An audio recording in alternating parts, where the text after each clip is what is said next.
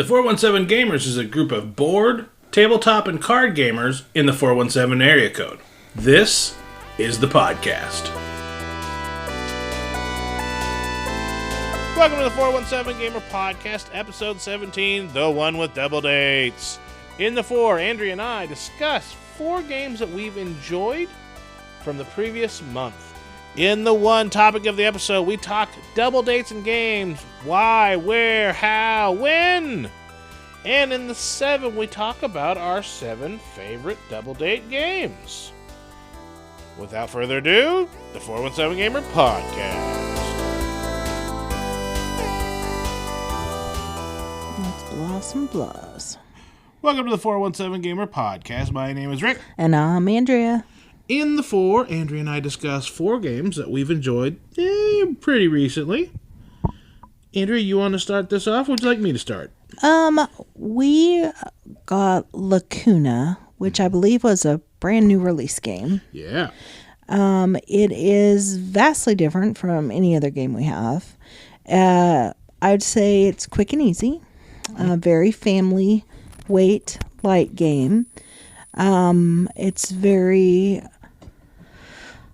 It's not necessarily a dexterity game. It's more of a strategic game, I think you'd call it. You have a cloth mat that comes... Well, first of all, let's talk about the box. There is no box. It's a tube. It's a tube. It looks like a short poster tube, which contains small nugget-sized pieces of various colors and shapes, and a cloth roll of material that it's square, but it has a pattern on it that's a circle. You shake out the pieces onto the piece of cloth, and then you have these they're kind of cool little metal player pieces that there are, I believe, 6 of each color, 6 gold and 6 silver. And after you have evenly distributed the little components, the little pieces across the mat, you take turns placing your little metal, what would you call them? They're not tokens or pawns. Pawns is a good word. The goal is to put them evenly between 2 of the same colored, I suppose they're little flower. They are. Little flowers. And you want to put your either gold or silver pawn between 2 flowers of the same color. And then once you've done that, you can pick up those 2 flowers that you placed in between, and you take them to your side of the board. There are, I believe, 7 different colors? 7 different colors and 7 different individual flowers.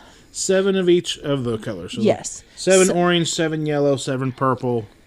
At the end of the game, if you have the majority of a color and the majority of the flowers, you are the winner. Mm-hmm. And where it becomes interesting is when you place your pawn and you've taken up your flowers, at the end of the game, after everyone's done with that, you get the remaining flowers that are closest to your pawn. And it comes with a little ruler, so you then measure how close everyone's pieces are to the remaining flowers, and then you collect those and then count up and see who has the most. But it's not only just placing your piece into where you can take the most, but also blocking your opponent from taking what you think they need. Mm-hmm. Because you can see how many of each color flower you have, and if they need, say, light blues to be able to win, if you just block them from getting any more of the light blue pieces, then you can win that way as well. Mm-hmm. So anyway, I played it with you and with my brother, and he liked it pretty well. It's kind of more like between checkers and chess weight of a game. But it was a little quick. It only takes, what would you say, less than 10 minutes to play. 5 to 15, depending on how how much somebody really wants to hem and haw, you can really get this played in like 5 minutes. Or if you have somebody that just really stresses over their decisions, especially those last two placements. Because once you get down to that, you start doing the math on who has what and who's probably going to pick up. Like you said, at the end of the game, or at the end of the round, whoever's piece is closest to each flower petal that's left on the board gets those. If it's no-brainer, you just, and there's no arguments, you just pick up the flowers around your pieces. If there's some that are close, like you said, the game comes with its own ruler. Pop it out, and then whoever's closest gets it. If there's a tie, you go to the next closest piece.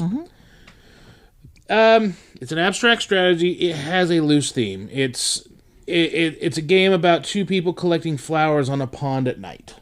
It's easy. It's breezy. I mean, you and I played like 2 to 5 games in a day. Yeah. You know, we throw it out there, we play it, and you're like, oh, let's do it again. Let's do it again. Yeah. And it doesn't matter who wins. No, just keep going. Keep going. And yeah, and we enjoyed it. I really like it. I absolutely think that this could be played in teams as well. I know it's technically a 2-player game, but if you gave each team 3 pawns per player, and they just take turns back and forth, and then maybe you do no table talk during the game, and you just have to kind of hope your teammate knows what you're trying to do. Yeah. But, so whenever you're placing your pieces between the flowers, there can't be anything blocking that line of sight besides the piece you're putting down. And you can put it as close to either the flower pieces to collect both. So when you're placing it, you also might want to place it in such a way to be closer to the clusters of flowers at the end. Right. And or try and block another play for somebody else. So if I'm placing between the 2 purple flowers, maybe I put it right dead center between them because it helps block brown flowers from being picked up. So you could play strategically to block, or you could play strategically to try and collect at the end. Second player actually has an advantage in the game. They do. So first player actually gets to pick one color piece that they get to start with before the board's even created. This is designed by Mark Garretts and published by CMYK Games. Breezy. It came out, I think technically it came out in 2023 in Europe, but our friendly local game store just got it a couple weeks ago. And that's Lacuna. You took that one, so I'm going to go with Chinatown. Chinatown is my favorite negotiation game. They came out with a re-theme of it called Waterfall Park. Waterfall Park, the board looks cool, but they took it from 6 rounds to 4, and I don't like that. Now, I know there's a couple knocks on Chinatown, the board game. One being its theme. It absolutely has Asian racial overtones. The art on the box is very prototypical Asian. The businesses are very, very stereotypical. They are. Dim sum restaurants, Chinese restaurants, stuff like that. A fish store. Then there's fish stores, laundromats, and I get that.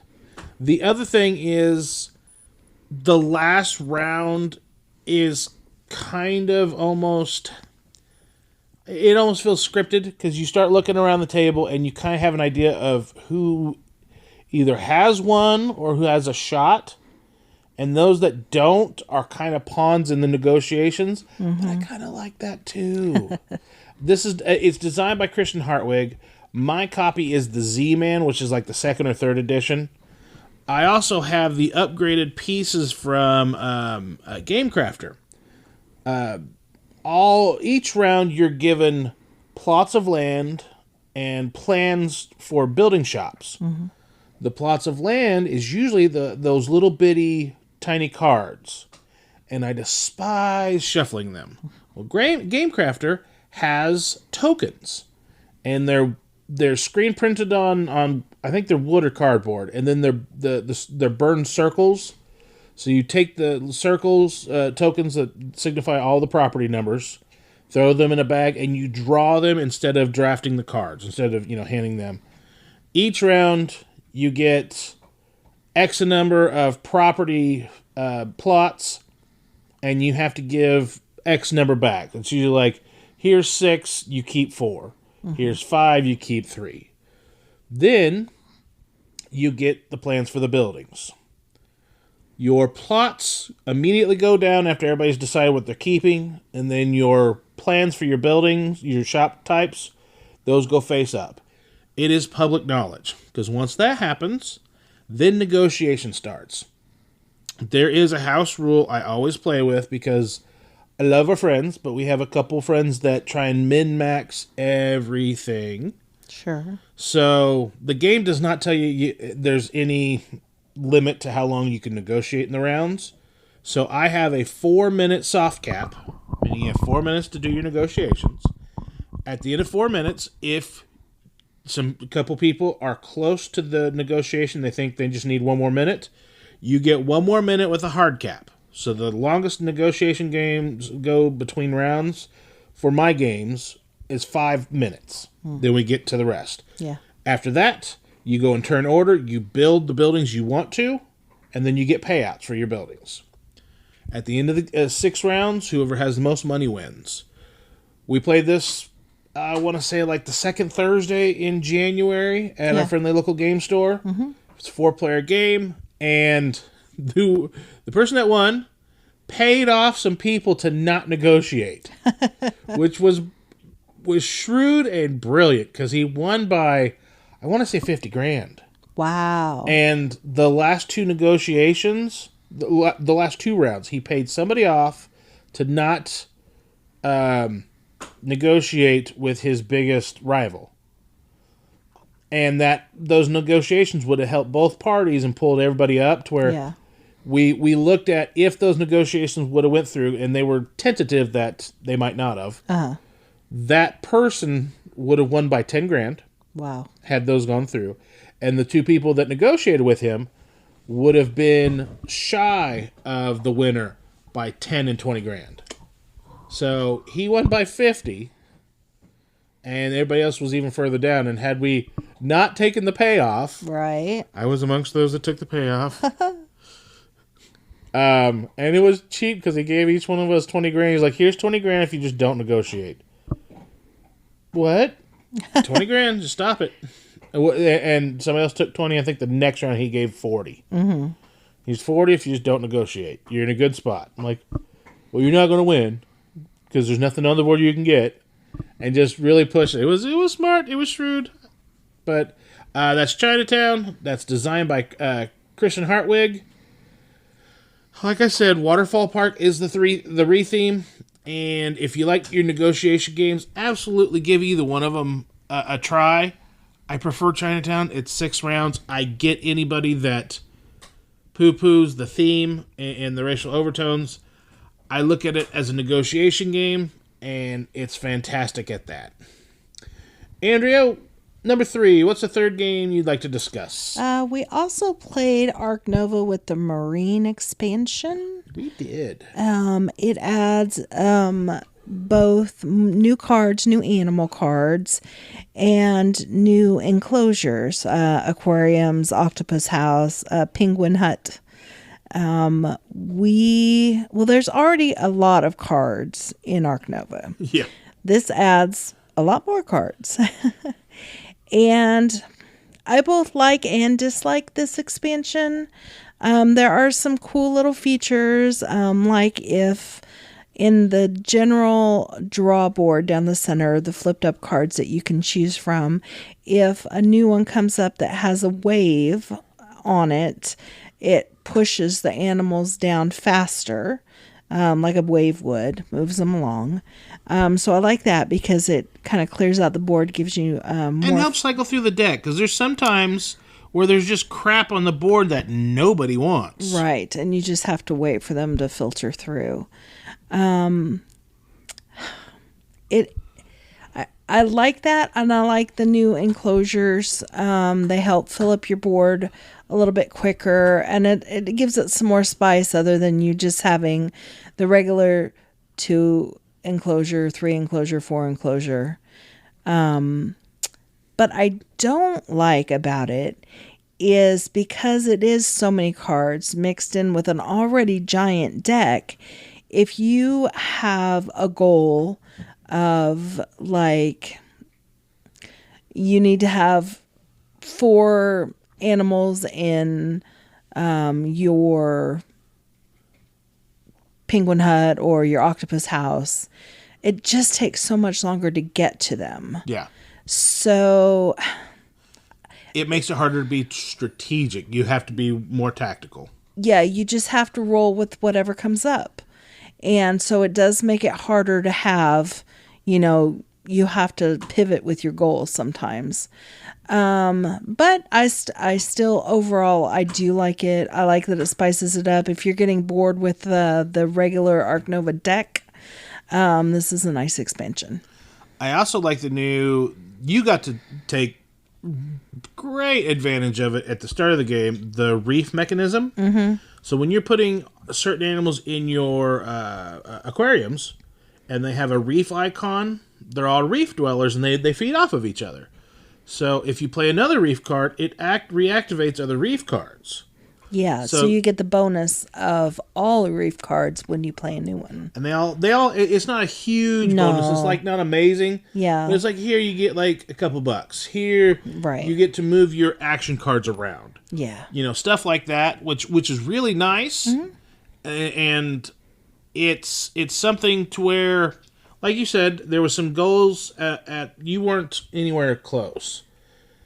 But to get there, you were probably going to need to build some bigger pens and then get some expensive animals to get there. Right. So at least your aquarium with your fish, you could play some inexpensive fish and then trigger your reefs. Because I think at one time you had like 5 reef cards. I did. But that another thing, I was like, I'll play off this reef chaining where you get to have those bonuses. But they don't have very many ticket or sponsor value. Yeah. So I don't think that quick little bonus that you get is enough to make up, because I ended up losing to you by quite a bit. Yeah, I got some big cards at the end. You did. I almost completely filled up my board. I got all of my partnership zoos. Yeah. I got all my universities. So I had all my workers out. Right. So there at the very end, every round, I was able to, and that's how I got my last partnership zoo and my last university. Yeah. And I also gave donations each time I did that. Right, and that added up quick. Yes, it did. So, yes, Arc Nova with the Marine expansion, I won't play without it. I really enjoy it. So, that's published by Capstone Games. And designed by Matthias Wiggy. That was our favorite game from 2022. The fourth game I'm going to talk about is Village Rails. Village Rails is it's kind of a dry train. Well, it's not just kind of. It's really a dry train game. This is a small box game from Osprey Games. And you start with a small... It's kind of like it makes it look like a window. You get an edge, top and side edge, and that's what you get to play off of. You're going to play 12 cards over the game. Every round you must play a track card. Then you may play what they call a trip card. The trip cards help add value to score your rails when a rail is complete. Does not matter. Your rails are always going to progress towards the bottom of your board and or to the right of your board. They will never double back or anything like that. Cards are always laid... what is horizontal? Is that landscape? Yes. Yes, they're always laid landscape, not portrait. So when you lay them landscape, you have two options. You can lay them one way or you can flip them 180. Whenever you score, whenever a route is completed, then you score that train. And if there's any trips on it, those add to your scoring. And you have, King of Tokyo has those little wheels that control your points and your health. Right. This has the similar mechanism to count all your points, because there's some times that you can score a lot of points on a particular rail line. Nice. Plays fairly quick and easy. Our friend Alan, he had some surgery at the end of December, and we hadn't seen him for a little bit. So he popped out, and he's like, man, I wish I could get a game in, but I don't have a whole lot of time, and I'm kind of fading. I said, well, this will play pretty quick. We got it in about 20, 25 minutes. That's with the teach. Oh, wow. So I was very happy. He was pretty happy with it, because, whenever you're learning a new game, especially a dry train game, it doesn't always go that quick. I know the game, I think they've got it listed at 45 minutes, but we played it in about 25, 30. This is designed by Matthew Dunstan and Brett Gilbert. And once again, it was published by Osprey Games.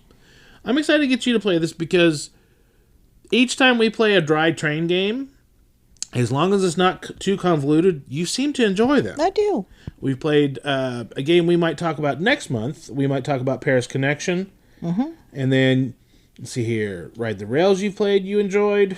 Irish Gauge you weren't the biggest fan of, but I don't think you hated it. No, I'd play it again. And then Iberian Gauge, I think you liked a little bit better because there was more choices to it. I did.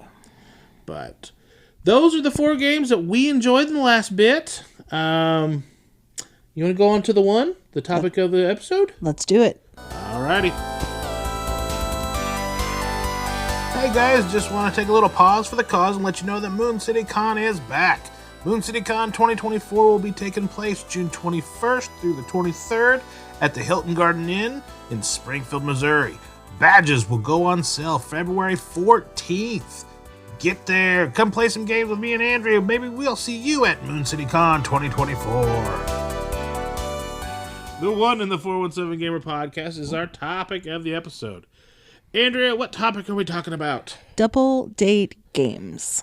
So, it's February, the time of love and time of going out. Yes, Kitty, thank you. She's hissing at the doggos. The time of love.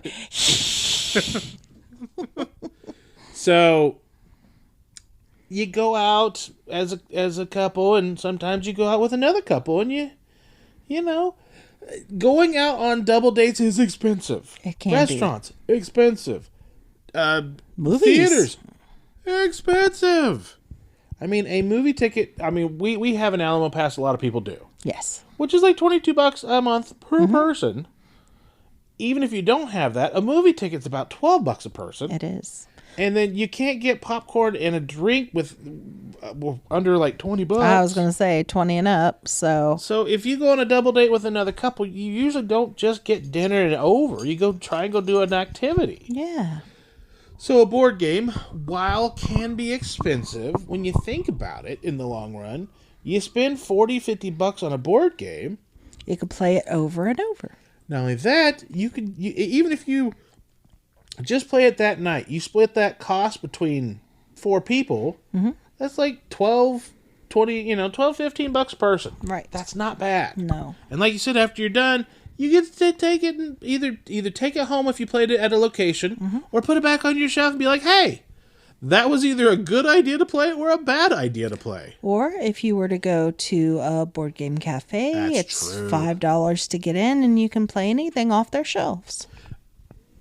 Different board game cafes might have different costs, but our friendly local one, the Village Meeple, and then there's another one down in Branson, the Branson Board Game Cafe, a.k.a. Dice and Dine. They're both $5 to get in. Big library of games, great staff. They have food on site and drinks. So, great time. So, that's the where you can do it. That's the why you might do it. The when, I usually like to do it after we've had dinner. I don't really like doing double dates, trying to eat and play the games. Yeah, it gets a little messy. Don't spill on the board. And there's So this is on the gamer side. There's some social cues as gamers we have that some that aren't necessarily gamers might not get.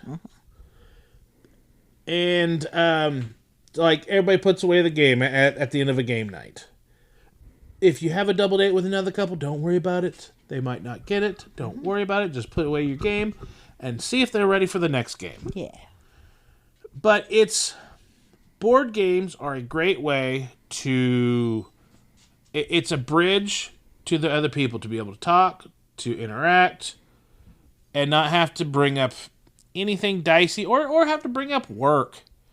Who wants to talk about their work? I mean, that's a brief little, icebreaker conversation. Hey, where do you work at? What do you do? Mm-hmm.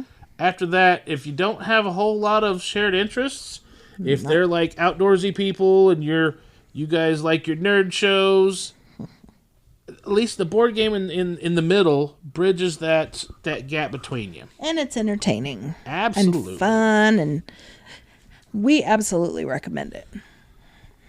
So, we've done the what, we've done the where, we've done the why. How do you get them into playing a game? Do you just spring it on them, or do you warn them? Oh, I think you could do it. We've done it both ways. We've had people over for dinner and be like, hey, you guys want to play a game? Surprise! Or we've been like, hey, why don't you come over Friday night? We'll play some games, have some food. We've done it both ways. But I recommend both. I was going to say, I started to say, I recommend Sneak them games in there. I started to say, let them know before they come over, but it might not be something they're interested in.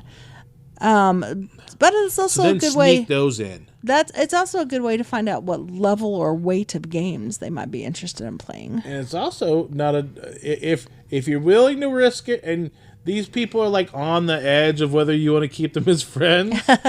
How to test your board gaming metal on how you're reading your friends. Mm-hmm. Like, I think this game would go with this friend really well, and you're like, oh, they're not coming back. Right. Or, hey, now they're a gamer and they want to see what else we got to play. That's funny. We've had both happen. We have. Oh, that's funny and sad. But most people, even if they just like the lighter games, they have a good time. Yeah, I would say we are hitting like 90-95% success rates. Absolutely. To where people are like, hey, when can we do this again? And yes. Honestly, I'd love to say, let's do it next week, but we get busy because life. Yeah, but everybody has life, and you're like, well, next week we got to work on the house. Mm-hmm. Then the weekend after that, we got to go do stuff with the dog because he's a puppy and he's growing. He's got to go do his vets and all that stuff. And then family, they have birthdays and holidays and stuff like that. But you don't have to just jump right into big campaign games. They could just be like quick, light, little fun games. Absolutely. And you mentioned the meow, good kitty. You discussed the board game cafes. And those, if you have one in your area, that's a fantastic place to go. Because a lot of times they will have good ideas on what to play for a double date. Or they'll know, all right, what are you guys into? And what's your level of gaming? They'll ask you, what game have you played last? Mm-hmm. If your answer is something along the lines of a Monopoly, an Uno, Trivial Pursuit, they'll have an idea of what your board game... Yeah, let's go look on this shelf. That's going to be the level of game you're going to be interested in. And then they can start trying to pair you maybe with a theme. So, hey, you like fantasy and something lighter? Maybe we do one deck dungeon. Mm-hmm.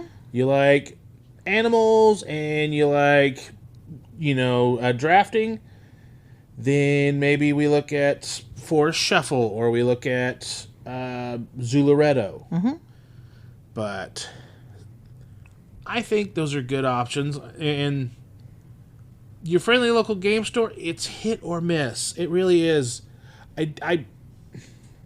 If I knew the couple well enough, knew they were gamers, I would take them to a couple of friendly local game stores.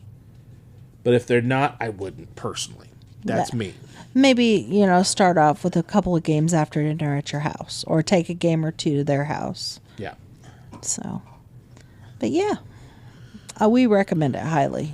So, double dating games, what would we recommend? You'll have to stay tuned to find out. In the next segment, where we talk about the 7. What is this? 2 notices for Moon City Con 2024? Well, I did want to let you guys in on a little secret.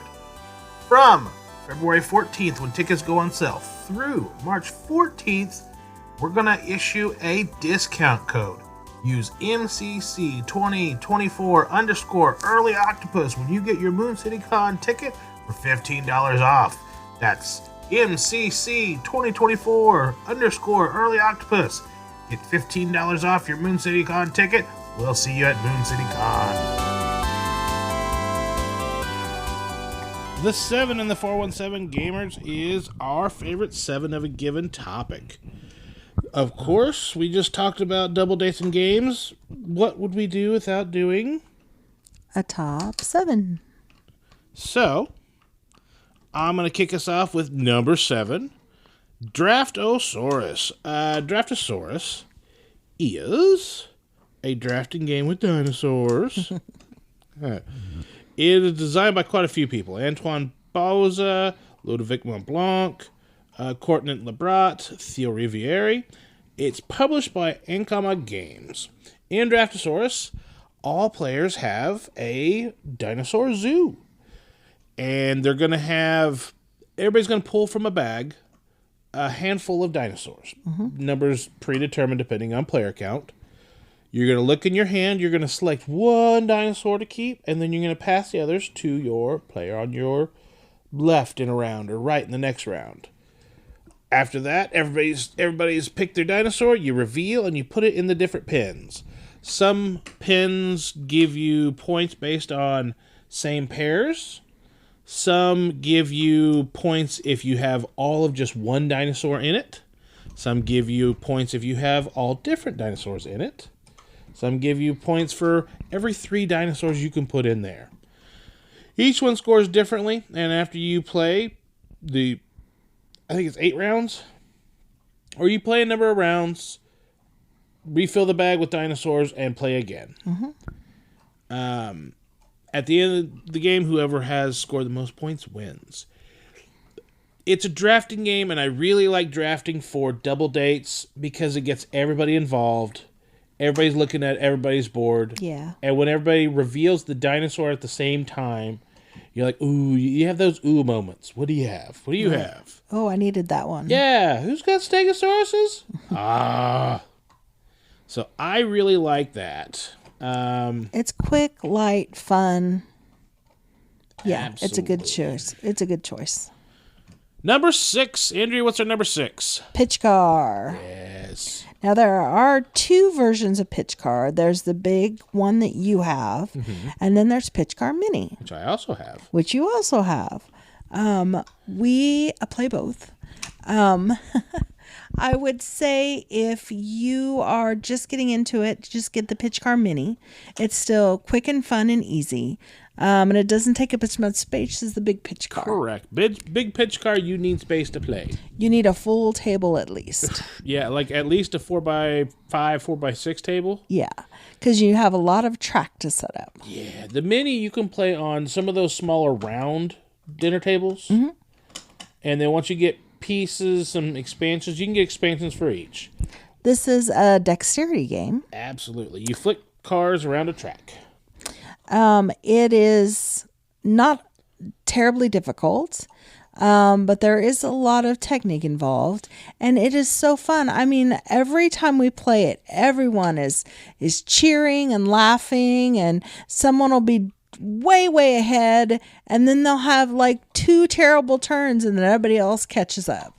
It's just... Anybody can play it. We've had kids play it with us. Oh, yeah. There is no minimum requirement of ability or age. It's just a really good time.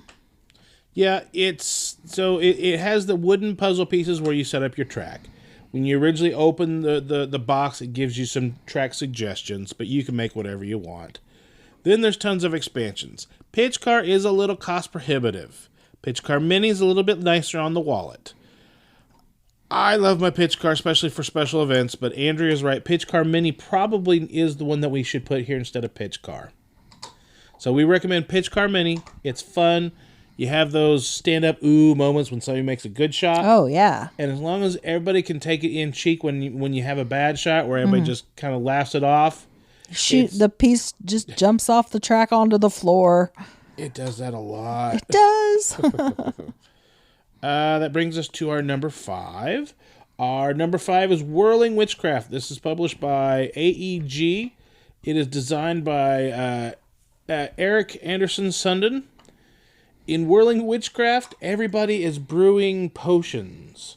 They're taking ingredients off their board onto potion recipe cards, and then through those potion recipe cards, they've now transformed them into other ingredients. Mm-hmm. Those ingredients go into a pot, and that pot passes to their opponent. It ends up playing like the I Love Lucy conveyor belt. Yes. Because everybody is getting a pot from their neighbor. So you're trying to make your opponent to your right overfill with too many ingredients before the person on your left does it to you. So everybody has the same... Don't say same. They have the similar theme stress. You have too much coming in, and you can't get it out quick enough. Everybody has had that feeling to where, oh, there's so much coming in, how can I get rid of it? Mm-hmm. And we've seen tons of TV shows that have redone that same gimmick and skit. Right. This game does it. It's fun, it's funny, it has that... and this is a little bit deeper game. I wouldn't probably play this with brand newbies.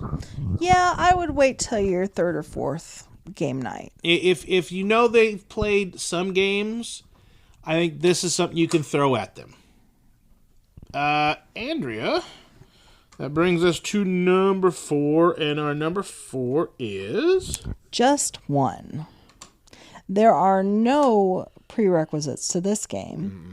It's just a quick little easy game. Everybody gets a small, tiny dry erase board and a marker. And the main player draws a card, and there are several different words on the card, each of them having a number 1 through 4 or 5, I believe. Mm-hmm.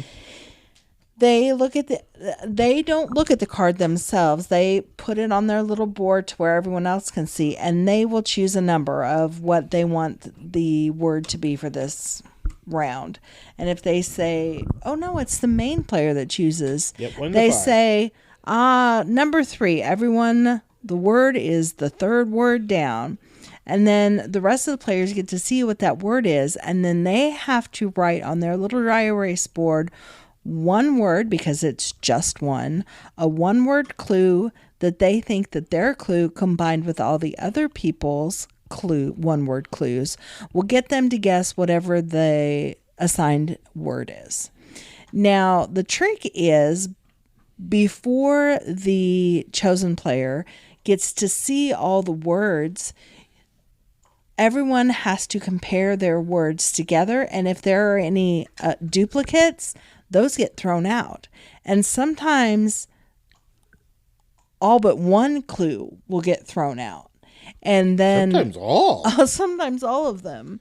And it's really fun because you have to pick something that you think will help them guess the word, but not such obvious word that you think everyone else is going to choose the same word. So it's fun. Yeah, this is designed by Ludovic Raude and Bruno Salter. It's published by Repos under Asmodee. Absolutely, it's a great party game. This plays up to 7. Mm-hmm. But as a double date game where everybody's working together, it's cooperative. Yeah. So you don't have to worry about anybody that's super competitive because everybody's going to mess some of these up. Yes. You have a stack of 13 cards and you try and get as many right as you can. If you mess up, you lose 2 cards. And at the end, you score it up and see how well you did. I think we've had one perfect round. And we've played this a lot. Yeah. So, And for us to say that for what you would call a lightweight party game, you don't really care for party games. oh, I love party games. I just don't bring them out because they only usually have 1 or 2 mechanics. Yeah. And they burn out quick. Right.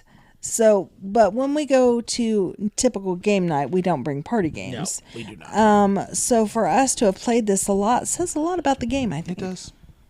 Because I have Wits and Wagers, and we played the crap out of it when I first got it. I mean, for the group. When I first got it, we played it like 2 or 3 straight nights, and then nobody wanted to play Wits and Wagers for a while. Right. They burned out. Well, I'm not going to say that one because that's coming up soon. Number 3 is Quacks of Quedlinburg. This is designed by Wolfgang Warsch. This is published by North Star Games. Is my version. In Quacks of Quedlinburg, everybody are quacks or doctors that are going to the town of Quedlinburg to show how big of potions they can pull off. So you start your pot, or you start with ingredients. You have like a spider, a pumpkin, and like a handful of fizzies. On your turn, everybody's going to pull ingredients out of each one of their bags and put it on their pot. And your pot has numbers. It's in a spiral. When you take your ingredient out, you put it in the space. If it's a 1, it goes in the very next space. If it has a 2, it goes 2 spots forward. You keep on going until one of 2 things happens. Either you decide to stop, or your fizzies add up above 7 in value. If you stop, you get the green number off your pot to buy more ingredients, and the number in the little square right below for victory points. If you blow up, you only get one or the other, and you have to pick. I like that you still get to pick one of them, even if you blew up your pot. Yeah, so there's Because it happens a lot to me. It does. Yeah, it happens to me quite a bit too. It's a push your luck game. It's one of those ooh, aw, or I'm gonna stop. I'm gonna stop right now. So it's one of those where you can watch the board and you watch people's faces when they pull that token out that they really, really hope is gonna, push their pot and get them some more money or blow up in their face. Yeah. I wouldn't get this for somebody if they hadn't played very many games, but I have no problem teaching brand new people this game. Yes. So if you're a board game Sherpa, if you will, this is a fantastic game to play. I just really like Quacks of Quedlinburg for games, and I think the ability to laugh with and around other people, I think that it's our number 3. Which brings us to our number 2. Sushi Go. Yeah. Every time we brought this out, whether it's just a 4-player game, how many does it play? I think it plays. So the original version plays up to 5, and then there's Sushi Go Party that I think plays up to 10. Yeah. And we have both. We didn't get Sushi Go Party until a little bit later. Yeah. But the 4 to 5-player game, we've played a lot, and every single time we play this, people have a really good time. I don't think we've ever had a bad game at this. No. It's a card game. Basically, you shuffle up the cards, and then you get your hand, and you select one from the hand, and then pass the hand on. And you're doing set collection. You might have wasabis or shrimps or nigiri. Nigiri. I tried to say nigiri from Nagini? No, from Harry Potter, the snake. Sorry about that. It was a nerd flub. But yeah, you're doing your set collections, and it's a lot of fun because someone might take the card that you need, or you're what is the one card that if more than one person chooses that card for the round, nobody gets to use it? That's in Sushi Go Party, and I think that's like things like green tea or something. Yeah, I think it is. Matcha tea or something like that. Yeah, that if you're the only one who chose that card that pass around, you get to keep it. But if somebody else did it too, neither one of you get the points. Yep. You get to keep it for your set. I would say start with Sushi Go. If you're just wanting a double date game, it's very simple. It tells you how many cards to play with, how many to pass out. You play 3 rounds. There's nigiri, there's sushi, sashimi,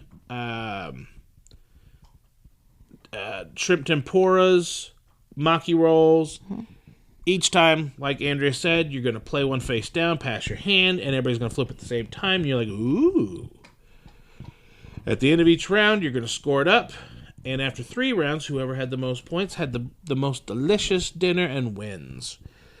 So, this is designed by Phil Walker Harding and published by Gamewright.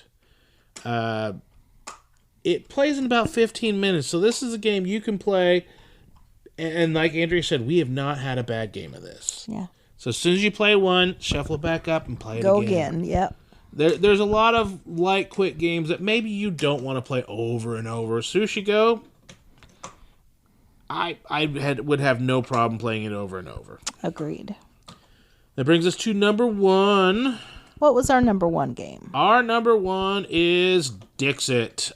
Dixit is designed by Jean-Louis Robira, and it's published by Lebelud or Asmodee.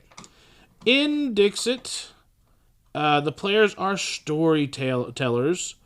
Everybody has these oversized cards with fantastical art on them, or surrealist art, or just various different, just really cool, over-the-top, kind of abstract style. Abstract artistry on their cards.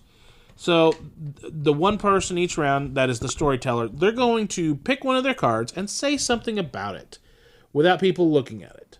And then they're going to put it face down. So I might look at a card and say, Monty Python.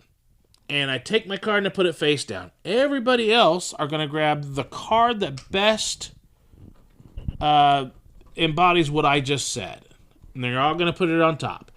The storyteller, if that's me, I shuffle up all the cards. And then I say the clue as I flip over everybody else's cards, including mine.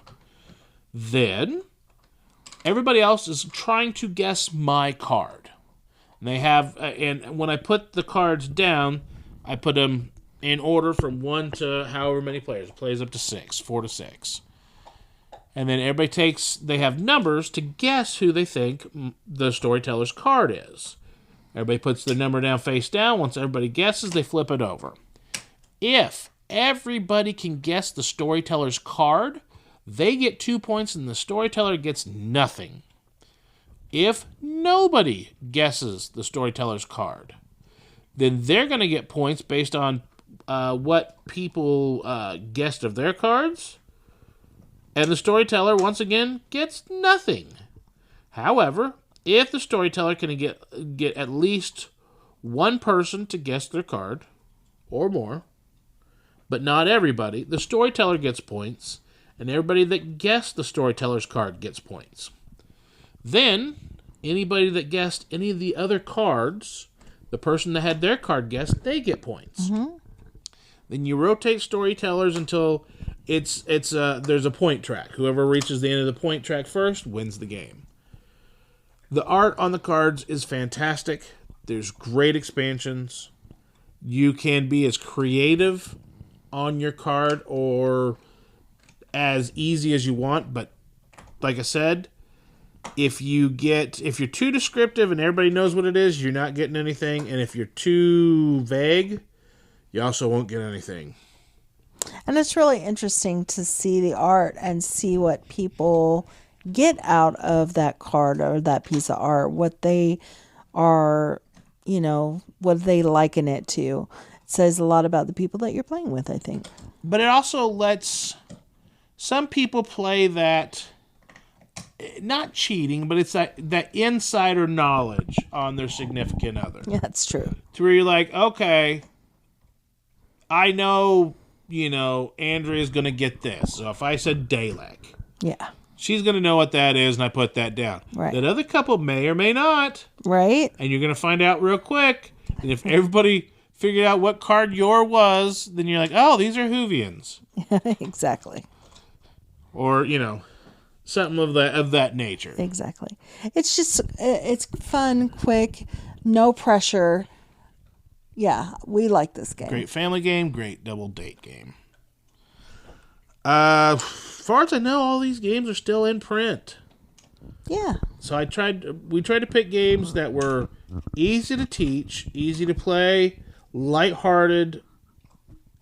And I absolutely understand there's an argument for, if you're going on a double date with a gamer couple, that you might want something a little deeper. Hey, maybe on our next 7 in the expansion, maybe we'll have a couple of those. But for a double date night, I figure it's dinner and then entertainment. Yes. And I absolutely love my games where we scratch our brains. But when it's a double date, I want it light, whimsical. And I would like to try and avoid any butt hurty. Right. You don't want to make people feel dumb because you brought out something super hard. Or something super mean. Yeah. I want the other couple to go away. And be like, that was fun. We should do this again next time. Laughing. Enjoying one another. I don't want... We played a party game, and our friends... Kyle and Reagan absolutely loved. It's called Poetry for Neanderthals. It's cute. It's fun. They love it. We liked it. But I absolutely know, because when you're playing, it plays kind of like Taboo. Whenever you are talking about your card, your clue, you can only use single syllable words. Right. If you say a word that has multiple syllables, your opponent gets to smack you in the head with an inflatable club. Mm-hmm.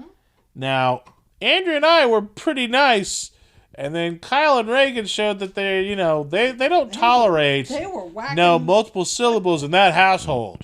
You speak in one syllable words, and that's it.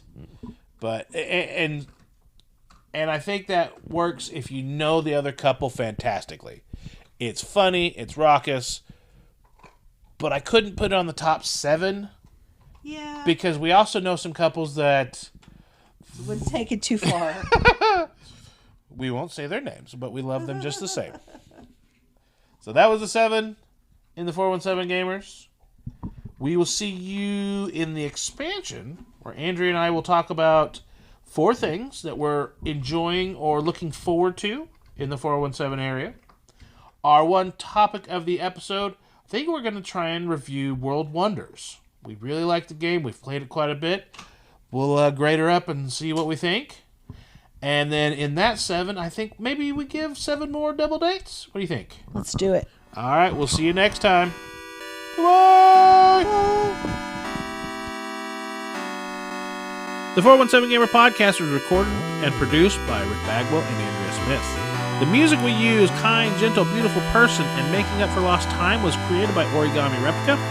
For links to the music and our show notes, head over to our Facebook page at facebook.com/Hobby Gaming Network. If you would like to game in the 417, head over to Facebook to facebook.com/417gamers. Click to join. You get to the group and see all of the great times we have and all the places we play. But until then, keep gaming in the 417.